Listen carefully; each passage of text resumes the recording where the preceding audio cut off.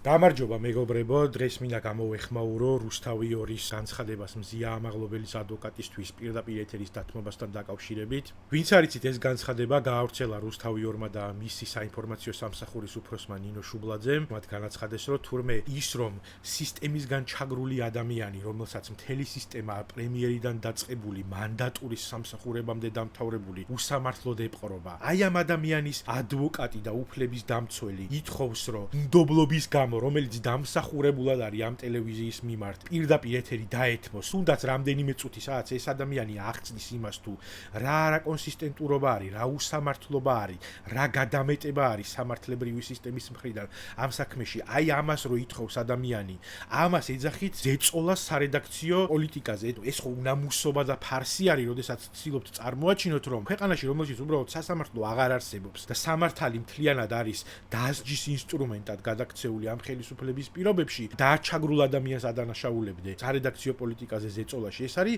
ტყუილი და სამარცხვინო განცხადება, როგორც მედია მენეჯერის.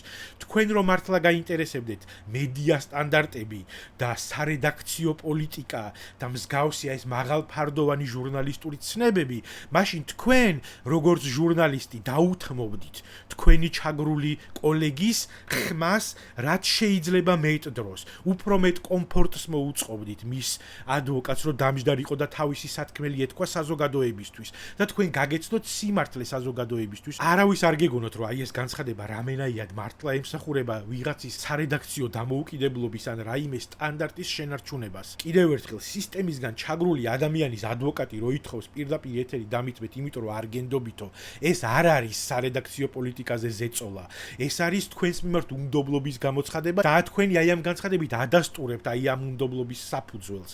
იმიტომ რომ სისტემისგან ჩაგრულ ადამიანს ბრალს დებთ იმაზე, რომ ზეწოლას ახდენს აი ამ ხელა ტელევიზიაზე და აი ამ ხელა პროპაგანდისტულ მანქანაზე. თუ სარედაქციო პოლიტიკა და ბრენდის კონსისტენტურობა გაინტერესებთ, ძალიან ჩვეულებრივი მოვლენა არის ეს მედიაში და მით უმეტეს ტელევიზიაში და მით უმეტეს პირდაპირ ეთერში, რომ გამოაცხადოს საგანგებო ეთერი და პირადი ინტერესი, როგორც აი ჟურნალისტმა და ამ ხელა ტელევიზიის ხელმძღვანელმა ადამიანმა, რომ გამოაცხადოს, თქვა, რომ მე მაინტერესებს ჩემი კოლეგა, რომელიც ამბობს, რომ მას უსამართლოდ ჩაგრავს სისტემა, მოდი დავჯდები და მოვუსმენ. მაგრამ არ ხართ თქვენ ჟურნალისტი, თქვენ ხართ სამარცხვინო ადამიანი, რომელიც ემსახურება პროპაგანდისტულ მანქანას და ვერავის ვერ მოატყუებთ, იმიტომ რომ თითქოს თქვენ ახლა აი ამ ფარსი, აი ამ უსირცხვილო, უსახო და უხერხემლო განცხადებით ვიღაცას დააჯერებთ, რომ მართლა რაღაცა ჟურნალისტურ სტანდარტებში ჯდებით და ყველა მხრიდან